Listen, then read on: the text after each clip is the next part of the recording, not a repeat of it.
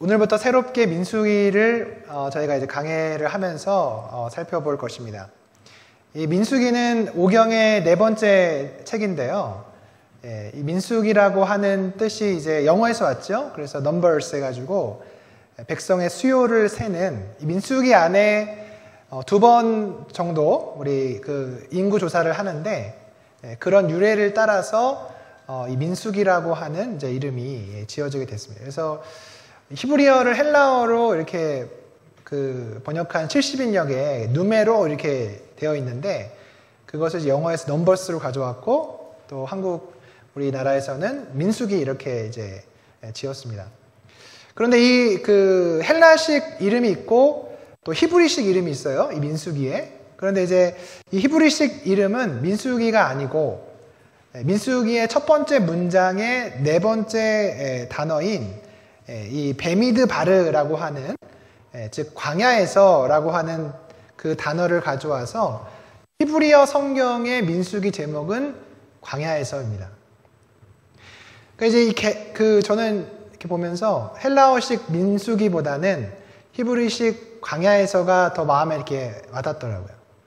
그 민수기 자체가 신의 광야와 또 모압 평야까지에 이르는 이 광야의 이야기이기 때문에 뭐 광야에서라고 하는 그 이름이 굉장히 적실한 것이죠. 그래서 저희가 이번에 민수기 강해를 하면서 그 타이틀을 광야에서 실패를 넘어 거룩한 백성으로 이렇게 이제 저희가 지었습니다. 그래서 그 제목을 가지고 우리가 민수기를 이제 살펴볼 것입니다.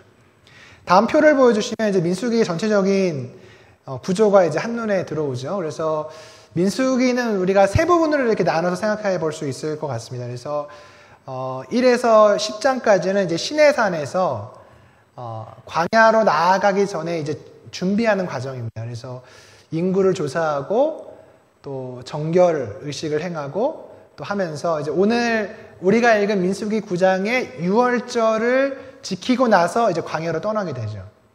두 번째 파트는 이제 10장에서 21장까지 광야에서 이루어지는 여러 가지 이스라엘 백성의 실패, 하나님의 율법 갱신, 이 소망.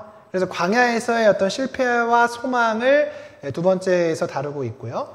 세 번째 부분은 이제 모압 평지에서 이루어지고 있는 사건들. 그래서 인구 조사를 하고요. 또 이제 그 약속의 땅을 바라보면서 일어나는 그 사건들을 이제 이렇게 기록을 하고 있습니다. 그러니까 아마 저희는 이 가운데 부분, 10장에서 25장을 주로 다루면서 이스라엘 백성의 실패 가운데 또 드러나신 하나님의 소망과 우리 사랑을 경험하게 될 것입니다. 표 보시면 인구조사가 두 번 있죠. 1에서 4장의 인구조사가 있고 우리 26장의 인구조사가 있는데 이 인구조사가 중요한 이유는 첫 번째 인구조사는 출애굽한 1세대의 인구조사입니다.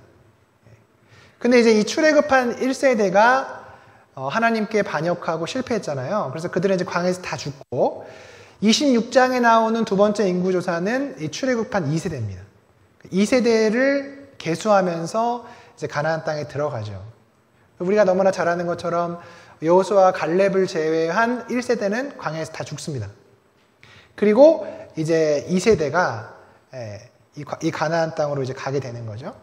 다음 지도를 보여주시면 이스라엘 백성이 이제 출애굽해서 이제 시내산까지 내려온 그 궤적이 보이죠. 그래서 이스라엘 백성들이 이제 고센 땅에서 출발을 해서 이제 바히롯에서 그 홍해를 건넙니다. 그리고 쭉 내려와서 마라를 지나고 또 신광야를 지나고 또 르비딤을 지나고 이 시내산에 도착을 하게 돼요. 그래서 시기적으로는 고센에서 시내산까지 한 2달 정도 걸려서 이제 내려옵니다. 그리고 시내산에서 10달 정도를 유하면서 그 시내산에서 이제 시내 광야로 올라가기 위한 준비를 하게 되는 것이고 오늘 우리가 읽은 이 9장의 6월절 본문이 이 광야로 출발하기 전에 시작점이에요. 이따가 제가 말씀을 드리겠지만 이 유월절이 굉장히 중요한 기점이 됩니다. 첫 번째 유월절은 애굽을 떠나서 광야로 가기 전에 시행됐잖아요. 그죠? 두 번째 유월절도 신의 광야로 가기 전에 시행되는 거예요. 그래서 이 유월절을 통해서 새로운 전환이 일어나고 있다. 이렇게 이제 볼 수가 있습니다. 우리 인생을 이렇게 들어보면 저는 이제 이전에 있던 교회에서 할머니들이 참 많았어요. 할머니들이. 그래서 이제 할머니 신방 가면 그 코스가 있습니다. 이분들은 본인들이 살아오신 얘기를 쭉 해요. 어디서 태어났고 어떻게 결혼했고 남편한테 얼마나 소박을 받고 힘들어서 예수님 어떻게 만났으며 와서 애들을 몇 명 낳았고 여기까지 왔다. 예, 한 2시간 정도 하신 분도 계시고 보통 그러면 잘 들어드려요. 잘 들어드리고 마지막 기도를 잘하면 신방이 잘 끝난 거예요. 그러면 이제 그 다음 주일에 그 할머니 만나면 얼굴이 환해요. 저를 보면서. 예. 자녀들은 잘 안 들어주잖아요. 부모님 얘기를. 예. 그래서 이제 목사는 어쩔 수 없으니까 들어주는데 저는 참 은혜를 많이 받았어요. 할머니들 인생을 쭉 들으면서 은혜가 되더라고요. 야, 이분 이런 인생을 사는데 하나님이 이렇게 간섭하셨고 이렇게 해서 여기까지 오셨구나. 그 얘기를 들으면서 인사이트가 굉장히 있어요. 그래서 제가 가서 열심히 들었습니다. 굴곡 없는 인생은 없습니다. 다 몰라서 그렇지. 한번 그 어떤 사람의 얘기를 들어보면 그 사람이 이해가 다 돼요. 왜 저 사람이 저렇게 삐뚤어졌고 저 사람이 왜 이렇게 힘들고 얼굴이 왜 이렇게 어둡고 왜 저렇게 살까? 이해가 됩니다. 잘 몰라서 그렇지 그 사람의 인생을 잠잠히 들어보면 그렇겠구나. 힘들었겠구나. 여기까지 오는데 정말 하나님 많이 도와주셨구나. 그런 생각들을 하면서 듣게 되죠. 이스라엘 백성이 출애굽을 해서 이 2달에 걸쳐서 시내산까지 내려오는데 이 사람들이 무려 4번이나 불평을 합니다. 여러 가지 이유로. 물이 없고 먹을 게 없고 여러 가지 이유로 2달 동안에 불평을 하면서 이 시내산까지 내려와요. 그리고 시내산에서 위로 올라가는데 또 불평합니다. 여러 가지 이유로. 그런데 비슷합니다. 그런 그 불평의 이유들은 비슷한 이유로 불평하면서 북쪽으로 올라가죠. 언뜻 보면 뭐 이렇게 불평을 할까?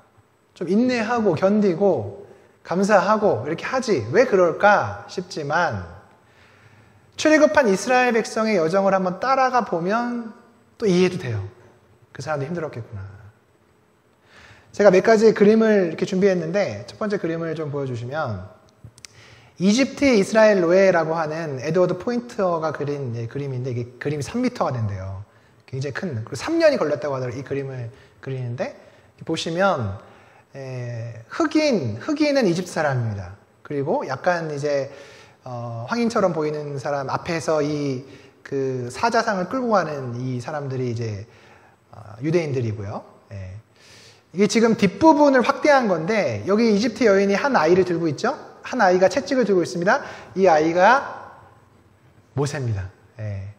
그래서 이제 작가적 상상력을 가지고 이제 이렇게 앞에는 자기의 동족인 히브리인들이 이제 채찍을 맞으면서 사자상을 끌고 가는데 이 뒤에 이제 모세가 자기의 앞날이 어떻게 될지 모르는 듯 채찍을 들고 저렇게 이제 있다는 걸 이제 그린 거죠. 이스라엘 백성이 애굽에 들어가서 430년을 있었습니다. 그리고 요셉을 알지 못하는 왕이 나타나서 그들을 핍박하기 시작합니다. 국고성을 짓기 위해서 이 사람들을 노예로 부려서 이제 성을 짓는 거죠.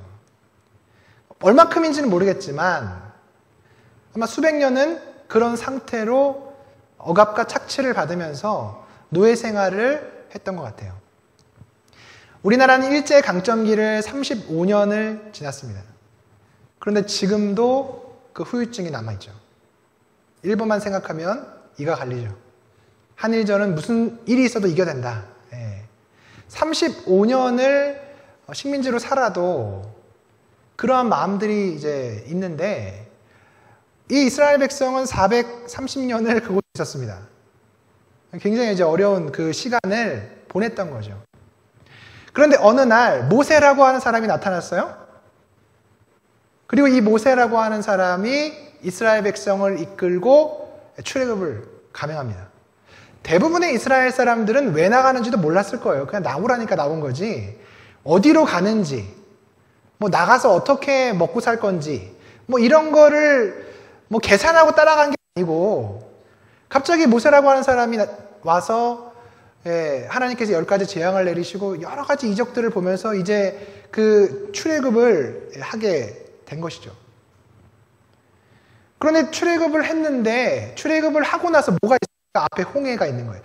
성경을 보면 하나님이 의도적으로 이스라엘 백성을 홍해 앞으로 데려가세요.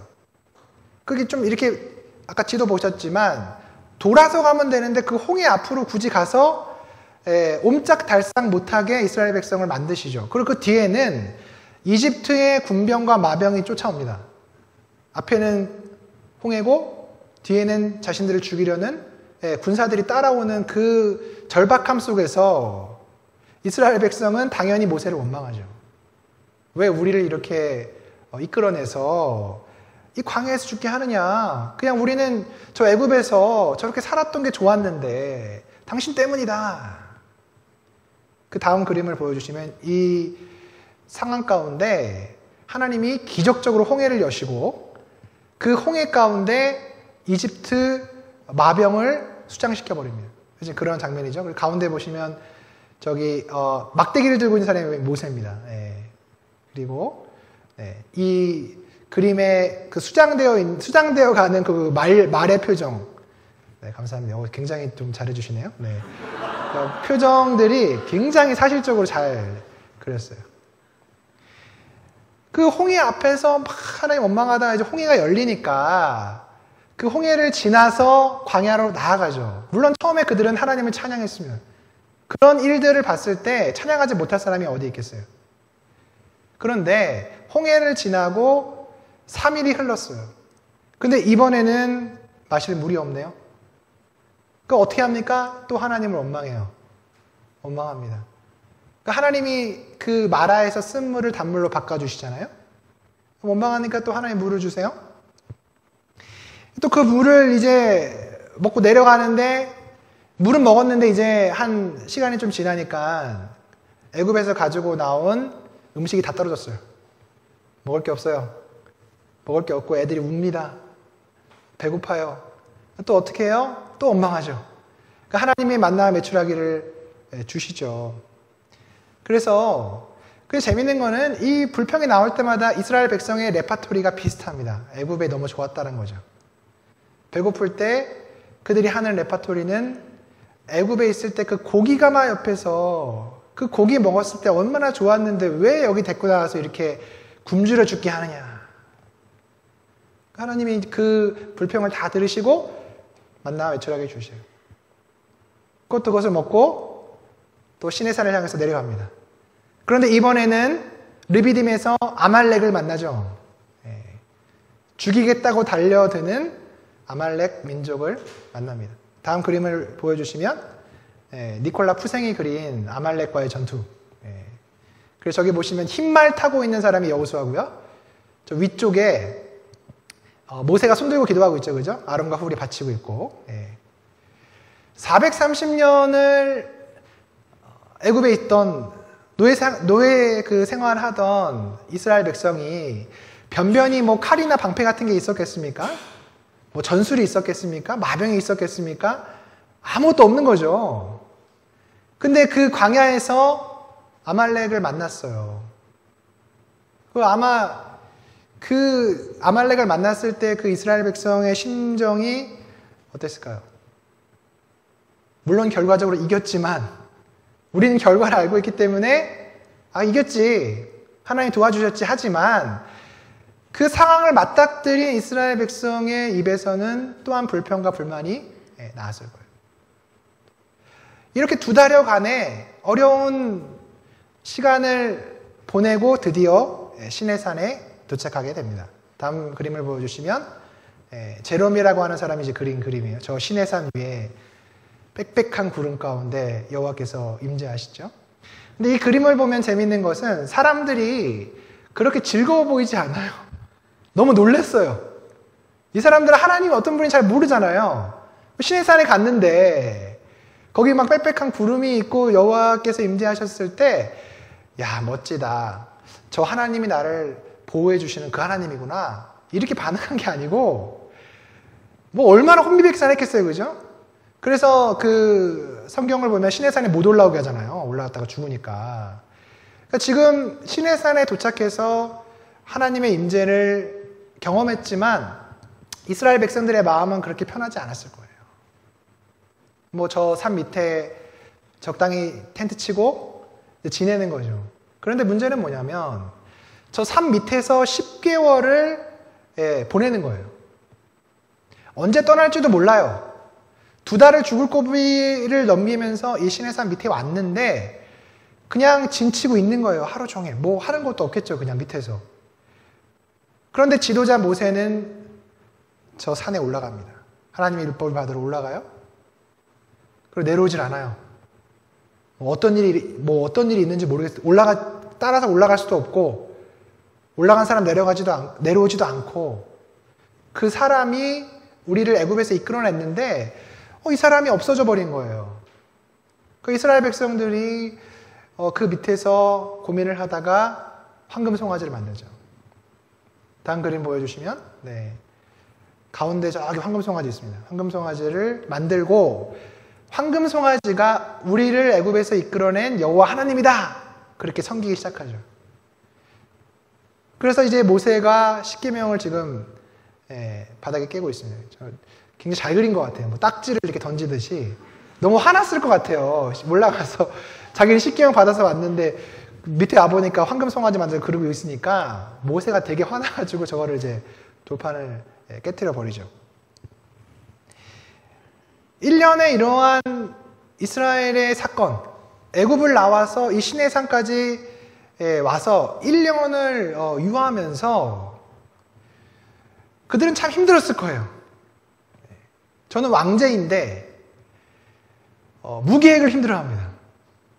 그렇죠? 계획적인 사람은 뭐가 딱딱딱 해야 되는데 몰라. 어떻게 될지 몰라. 계획적이지 않은 사람도 우리의 인생이 힘든 이유는 뭡니까? 모르기 때문에 힘든 거잖아요. 도대체 어떻게 내 인생이 흘러가고 있는지를 모르니까 답답하고 힘들고, 그 다음에 어떤 일이 일어날지 알면 좋은데 모르죠. 그래서 우리는 그게 힘든 거예요. 이스라엘 백성도 2달 동안 시내산 와서 10달을 있으면서 1년 동안 그냥 있는데 힘든 거예요. 뭐야 도대체 이게. 그러니까 그 사람들 입에서는 불평과 불만이 나오죠. 흥미로운 것은 여러분 그 이유를 알면 우리는 참을 수가 있는데 그 이유를 모르면 못 참아요. 그게 참 신기해요. 이유를 알면 참을 수가 있어요. 이 사람이 몇 시에 올지를 알면 기다릴 수가 있어요. 근데 몇 시에 올지 모르면 1분도 기다리기가 힘들죠. 그런데 이미 하나님은 이스라엘 백성을 이끌어내시면서 물론 이제 디테일하게 뭐 시간 스케줄을 주신 건 아니지만 그들을 왜 인도해 내셨는지에 대한 이유는 이미 설명하셨어요. 문제는 이스라엘 백성이 그것을 망각하고 또 그것에 대해서 받아들이지 못한 거죠. 다음을 좀 보여주시면 출애굽 여정의 영적인 의미가 이렇게 있어요. 애굽은 죄인이 당기고 홍해는 세례, 광야는 자아연단, 요단강은 전적인 헌신, 가나안은 그리스도인의 유업 일구기와 있기. 어디서 많이 보셨을 것 같죠, 그죠? 이 목사님 만드신 건데, 여러분 이 하나님께서 애굽에서 이스라엘 백성을 이끌고 가나안까지 가는 여정을 영적인 의미로 보면은 굉장히 의미가 있는 거예요. 의미 없이 그들이 그런 것을 간 것이 아니고 의미가 있는 거예요. 그리고 여러분 이거를 우리의 삶 가운데 대입해서 잘 고민해보면 굉장한 인사이트가 있습니다. 내가 지금 어떤 상황 가운데 있고 이 상황을 지나서 이 다음으로 이렇게 가야 되겠구나 하고 하는 그림이 그려지죠.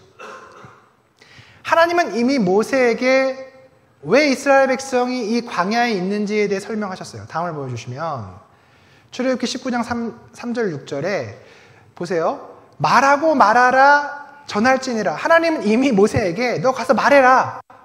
이스라엘 백성한테 말해. 내가 왜 그들을 이끌어냈는지 말해. 전해. 얘기를 했을 것이고, 모세도 가서 전했는데 어떤 이유에서든지 이스라엘 백성은 그것들을 망각하고 받아들이지 않았죠. 하나님은 이스라엘 백성을 이끌어내는 의도가 있었습니다. 그 의도가 뭐냐면 너희는 모든 민족 중에서 내 소유가 되겠고 너희가 내게 대하여 제사장 나라가 되며 거룩한 백성이 되리라. 너는 이 말을 이스라엘 자손에게 전할지니라. 하나님은 이스라엘 백성을 애굽에서 이끌어내셨는데 그들을 여행시키려고 이끌어내신 게 아니에요. 광야 구경시켜 주시려고 이끌어내신 것이 아니고 그들을 하나님의 거룩한 나라요 거룩한 백성으로 삼으셔서 열방을 향한 그분의 구원이 펼쳐지도록 그들을 부르신 거예요. 그런데 이 이스라엘 백성은 오랫동안 노예 생활 가운데 있었잖아요. 하나님을 모르잖아요. 하나님은 이 광야를 통해서 이스라엘 백성을 연단시키시길 원하셨어요.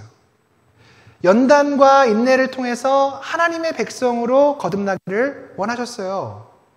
그래서 그들을 광야 가운데 이끌어내셔서 그들을 시험하십니다. 그런데 문제는 이스라엘 백성이 그것을 캐치하지 못합니다. 그리고 계속해서 불평하는 거예요.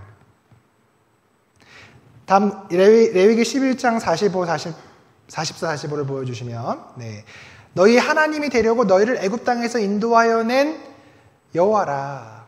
또 다음 출애굽기 29장 45절 46절을 보여주시면 이스라엘 자손 중에 거하여 그들의 하나님이 되리니 그들 중에 거하려고 그들을 애굽 땅에서 인도하여 낸 줄을 알리라. 에스겔 37장을 보시면 그들 가운데 있을 것이며 그들 가운데 있으리니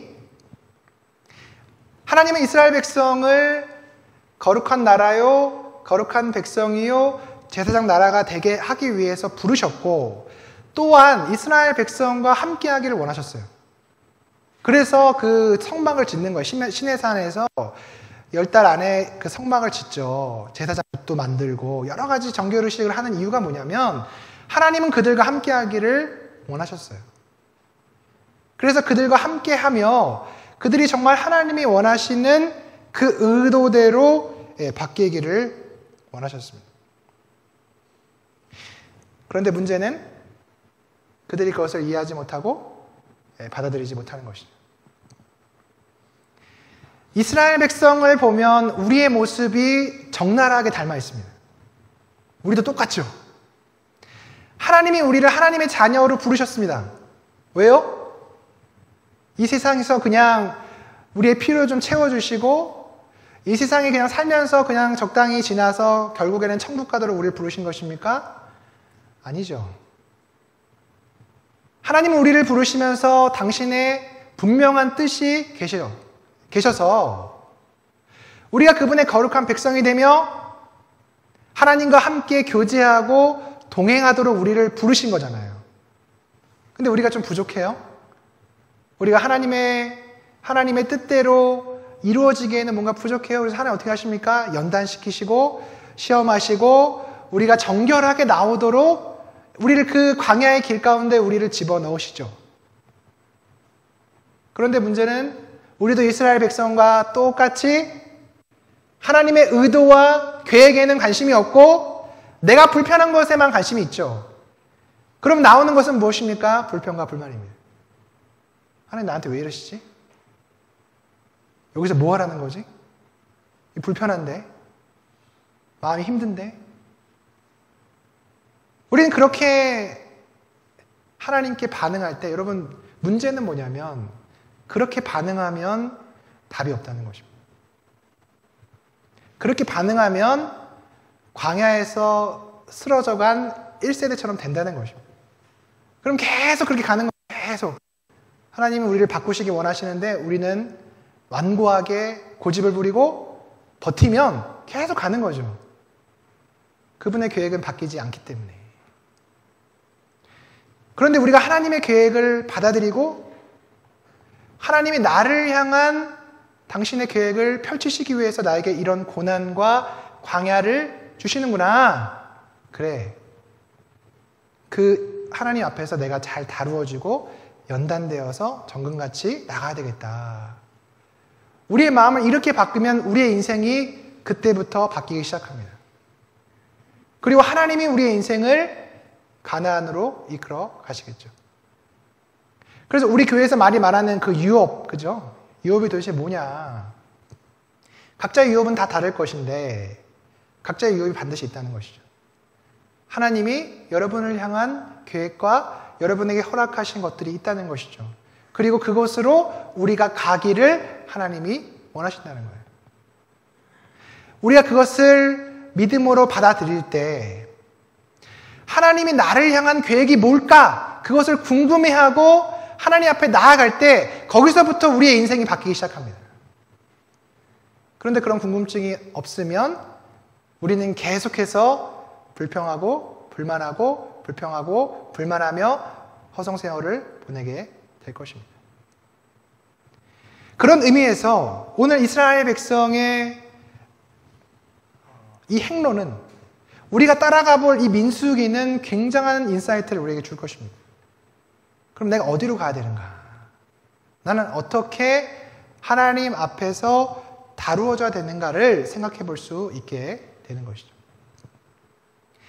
여러분 오늘 민수기 9장 1절에서 14절을 보시면 이 유월절을 지킵니다.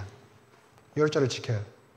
근데 이 유월절이 제가 아까 말씀드렸지만 이스라엘의 첫 번째 달을 시작하는 기점이 돼요.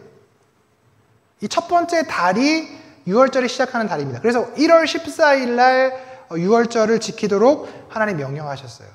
그 첫 번째 유월절을 지키고 출애굽했잖아요. 그죠? 오늘 두 번째 1년이 지났어요. 출애굽하고 시내산에 와서 1년이 지났습니다. 그리고 이 1년이 되는 이 기점에 유월절을 그들이 두 번째로 지키죠. 그리고 두 번째로 지킨 후에 시내 광야로 나갑니다.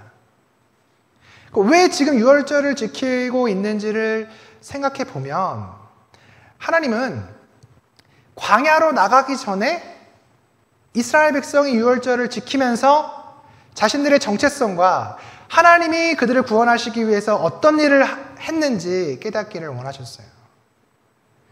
중요한 순간에 광야로 나가기 전에 유월절을 지켰다는 것은 우리에게 굉장히 큰 의미를 부여하고 있습니다.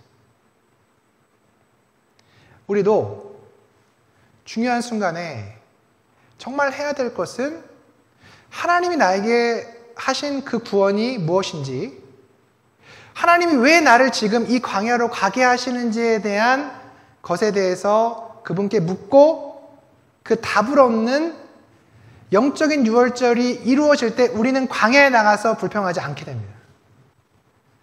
그 이유를 하나님이 이 광야를 통해서 나에게 이것을 말씀하고 계시구나. 그것을 깨닫게 되면 우리의 삶이 바뀌기 시작하는 거예요. 아마도 하나님은 출애굽하기 전에 첫 번째 유월절과 출신해상 광야하기 전에 두 번째 유월절에서 이스라엘 백성의 것들을 기대했을 거예요. 너는 유월절 지키면서 내가 너희를 어떻게 불렀고 어떻게 구원했고 어떻게 인도할 것인가에 대한 것들을 생각하며 이 광야로 나가라. 근데 그들은 절차적으로는 유월절을 지켰을지 모르지만 그 의미를 깨닫지 못했던 것 같아요. 그러니까 또 가서 불평하는 거잖아요. 첫 번째 유월절하고 광야 나와도 불평하고 두 번째 유월절하고 시내산 광야 가서 또 불평하고, 그죠? 그 의도를 파악하지 못하니까 계속해서 그들은 실패하고 있습니다. 하나님은 이 광야에 나가기 전에 이스라엘 백성에게 유월절을 지키라고 강조하고 있습니다. 지키라가 무려 11번이나 나와요. 지키라. 그런데 어떻게 지키냐면 율례대로, 규례대로. 규례와 율례대로 이것들을 지킬 것들을 굉장히 강조하고 있습니다.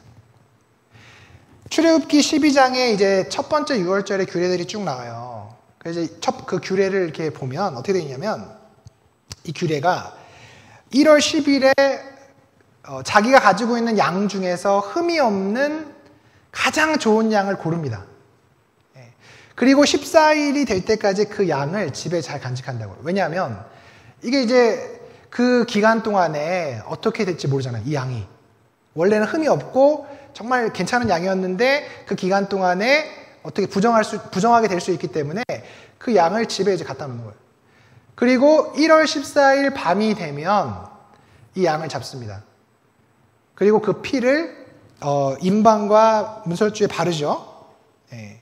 그리고 나서 그 사진이 있는데요. 그 유월절 사진. 네.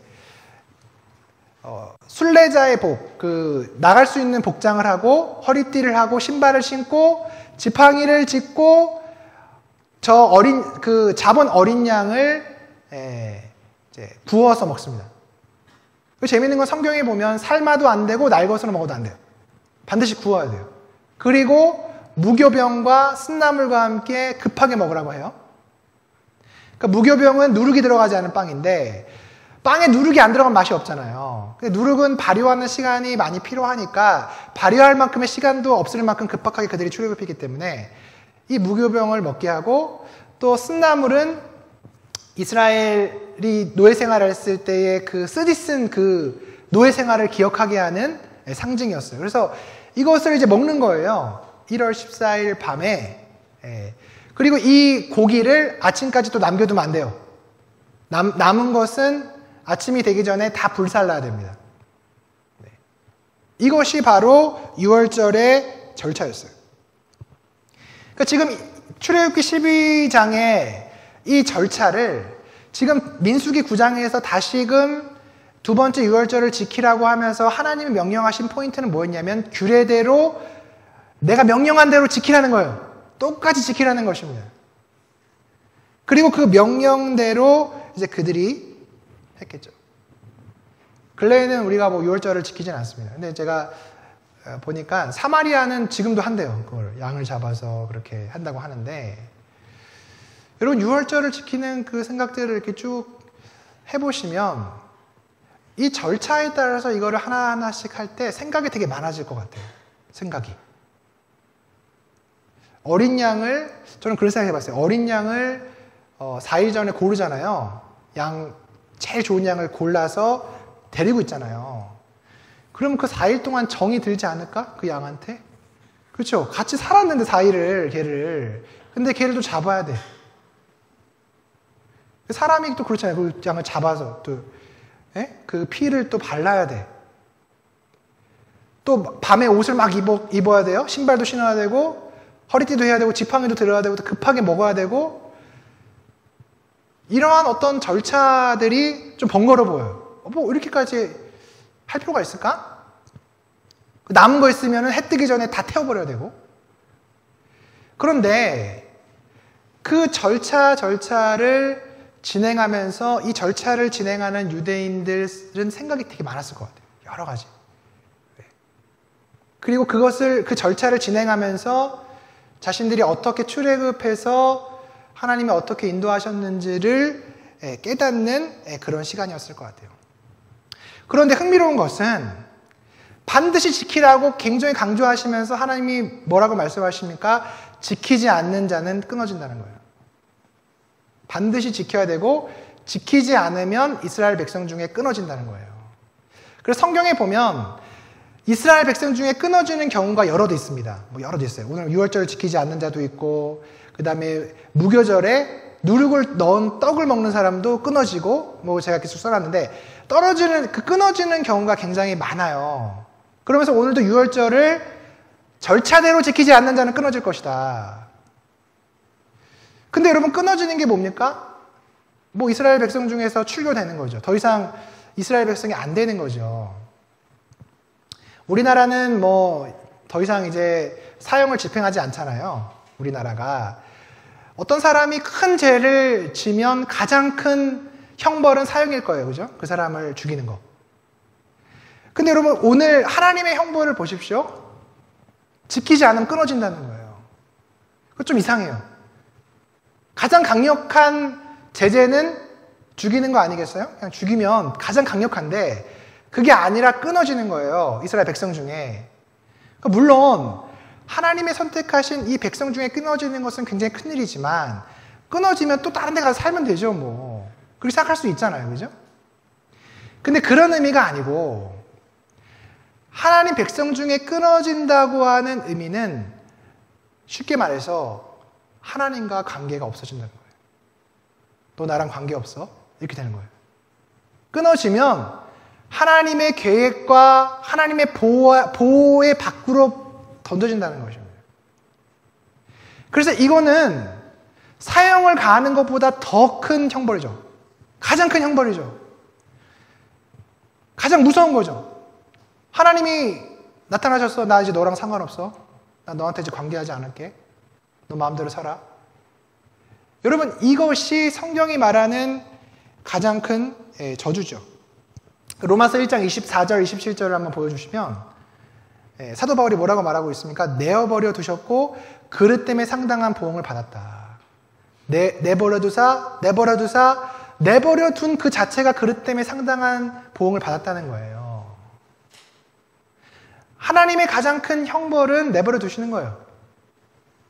그냥 출애굽 안 시키시는 거예요. 그냥 애굽에 너네 그냥 노예된 상태로 그냥 살아. 너 나랑 상관없어. 거룩한 나라 백성 너 아니야.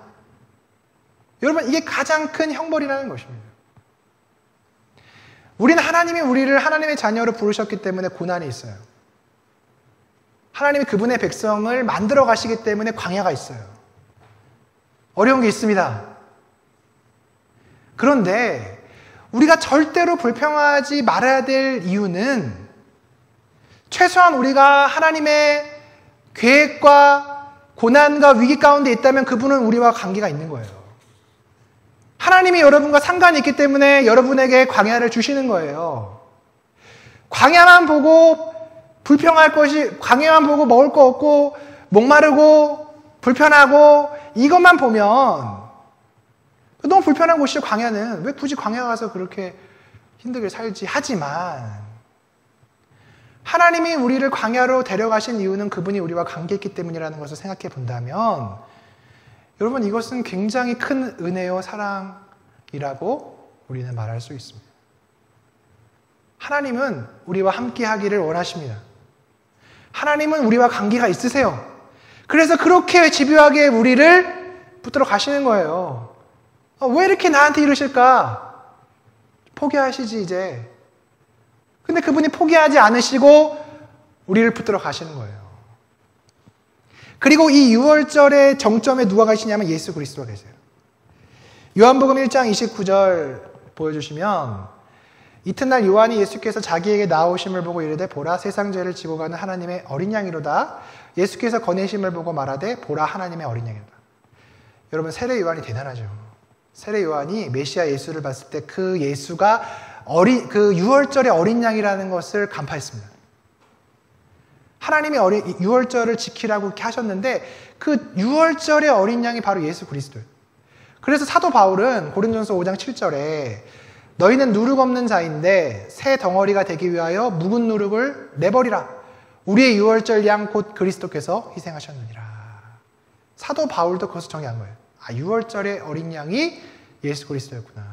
다음을 보여주시면 베드로 사도도 이렇게 고백합니다. 너희가 알거니와 너희 조상이 물려준 헛된 행실에서 대속함을 받은 것은 은이나 금같이 없어질 것으로 된 것이 아니고 오직 흠없고 점없는 어린 양 같은 그리스도의 보배로 피로 된 것이다 라고 하면서 이 사도들은 6월절의 어린 양이 예수 그리스도인 것을 간파하고 있었습니다.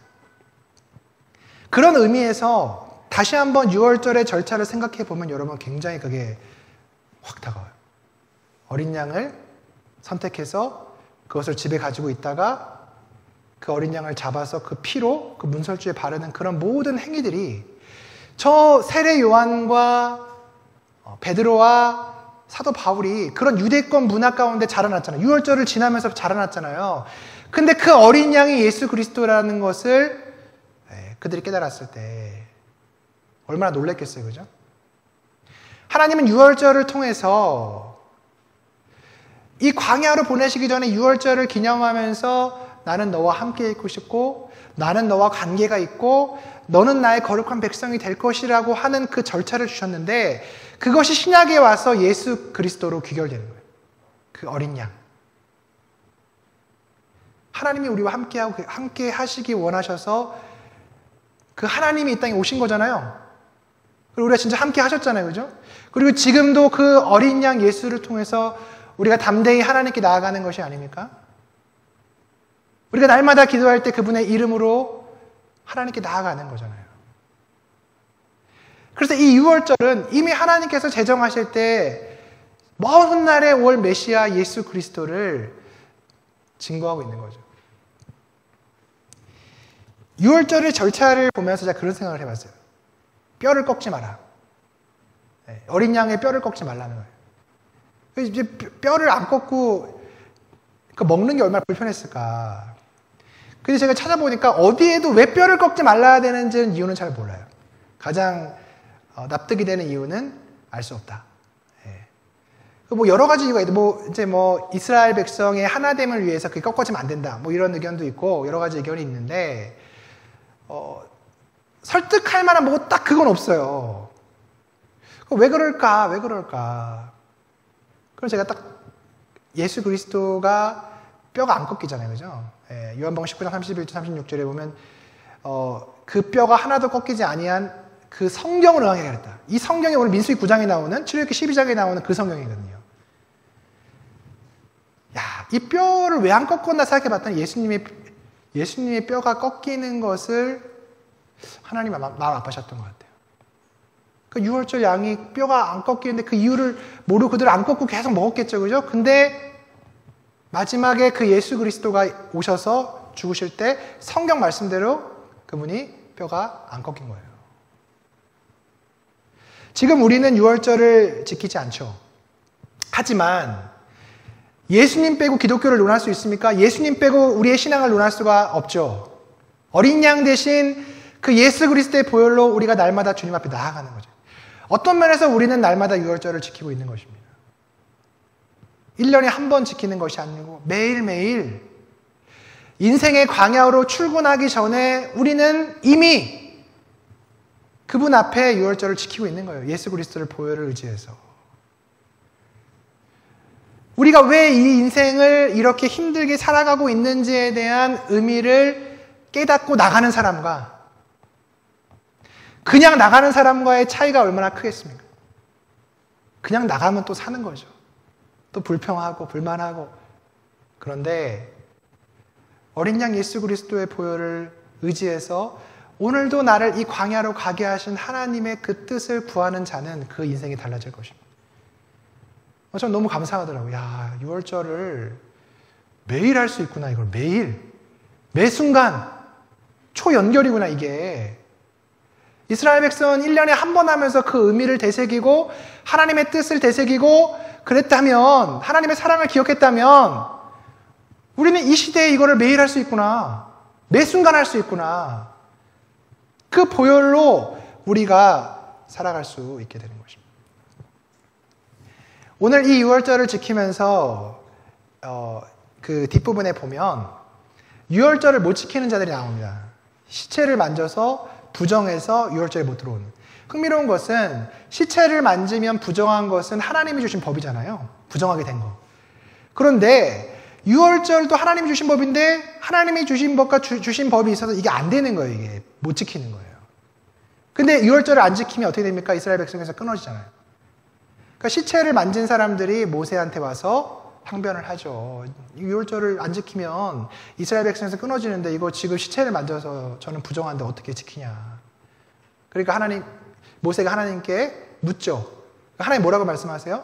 너무 재밌는 것은 원래 1월 14일 날 지켜야 되는데 그러면 2월 14일 날 지켜 이렇게 말씀하세요. 한 달 뒤에 시체를 만져 부정한 사람 또 여행 중에 있는 사람 2월 14일 날 지켜. 그런데 규례대로 지켜야 돼. 시간은 유예할 수 있지만 그 내용대로 지켜야 돼. 라고 하면서 하나님의 융통성을 발휘하세요. 우리는 율법을 들으면서 율법은 지키기 어려운 거야. 사람을 얽어매는 거야. 사람을 힘들게 하는 거야 라고 생각하지만 그렇지 않아요. 하나님은 이스라엘 백성에게 율법을 주면서 그들이 어떻게 율법을 지킬 것인가에 대한 관심이 더 많으셨어요. 율법을 주시고 율법 안 지키네? 이놈 봐라. 좀 혼내야 되겠네? 그런 의미로 율법을 주신 게 아니라는 거예요. 율법을 주시고 그들이 지키기를 원하셨다는. 그래서 원래 1월 14일 날 해야 되는데 이걸 한 달 뒤로 2월 14일 날 할 수 있도록 기회를 열어주시죠. 여러분, 하나님의 시험은 떨어뜨리기 위한 시험이 아닙니다. 제가 그렇게 써놨는데 하나님의 시험은 붙이기 위한 시험이에요. 보니까 여러분, 세상의 시험은 떨어뜨리기 위한 시험이잖아요. 제가 오늘 예배점에 한 자매가 공무원 시험 봤다고 그 얘기를 들었는데, 공무원 시험은 여러분 떨어뜨리기 위한 시험이에요. 그거는 붙는 게 기적입니다. 제가 한번 그 책 본 적이, 공무원 시험 책 본 적이 있거든요. 말이 안 해요. 그거 어떻게 다 외워요, 그걸. 붙는 게 이상한 거예요. 그 시험은, 공무원 시험은 확률적으로. 세상의 시험은 떨어뜨리기 위해 시험 내는 거예요. 대다수가 떨어져요? 붙는 사람 얼마 없어요? 그런데 하나님의 시험은 붙이기 위해 내는 거예요. 그래서 마지막 표를 보여주시면, 하나님이 이제 제사법을 주시면서 사람들이 이제 제사를 드릴 때 맨 마지막 표를 사람마다 가지고 있는 게 다 다르잖아요. 어떤 사람은 부자인 사람도 있고, 어떤 사람은 양이 많은 사람도 있고, 어떤 사람은 양 한 마리도 없는 사람이 있고, 그렇잖아요. 상황별로 하나님께 제사할 수 있도록 다 하셨어요, 이렇게.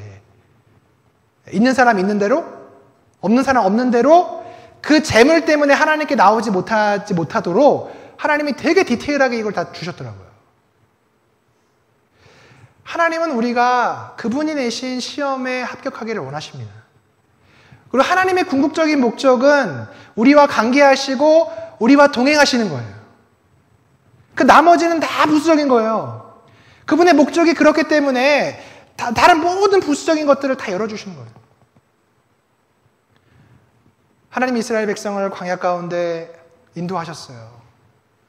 그리고 그들에게 시험을 내십니다. 광야의 시험, 광야의 어려움을 내세요. 그런데 돌이켜보니 그 시험은 붙이기 위한 시험이었어요.